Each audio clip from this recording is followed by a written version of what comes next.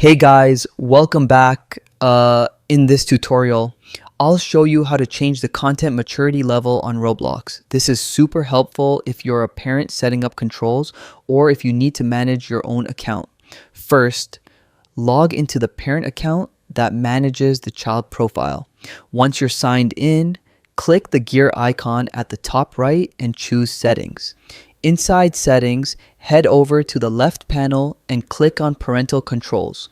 Here, you'll see the accounts you're managing. Scroll down until you see Content Restrictions. Under Content Maturity, you can choose from Minimal, Moderate, or Restricted.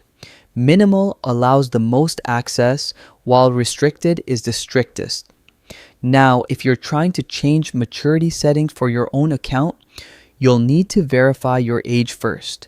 Roblox requires you to be at least 13 and provide a valid ID.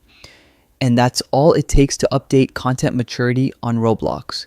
Quick and simple. If this helped you out, hit like, subscribe, and check out our other Roblox guides.